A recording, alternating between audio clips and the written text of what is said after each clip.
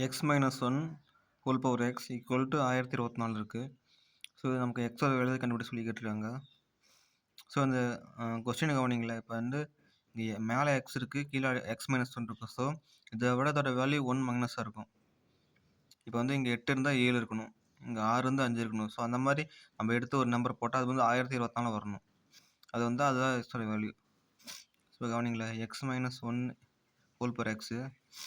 So நம்ம 1024 2 power 10 நம்ம மாற்றிக்கலாம். ஸோ இப்போ நம்ம வந்து 2 எழுதிக்கலாம். இப்போ அந்த 10 வந்து 2 × 5 எழுதிக்கலாம், 2 × 5. ஸோ நம்ம இதை மட்டும் ஹோல் ஸ்கொயர் பண்ணிக்கலாம். 2 ஸ்கொயர் வந்து 4 வரும். இப்போ 5 எழுதிக்கலாம். ஸோ வந்துச்சு பாருங்களேன், இங்கே 5 அதை விட ஒரு வேல்யூ கம்மியாக வந்துச்சு, 4 வந்துருச்சு. இங்கே தான் நமக்கு கிவன் டேட்டா கொடுத்துருக்காங்க, X minus one whole power X. மேலே எக்ஸு 5. ஸோ 5லேருந்து 1 மைனஸ் பண்ணால் 4 வந்துடும். ஸோ எக்ஸோட வேல்யூ 5. சிம்பிள்.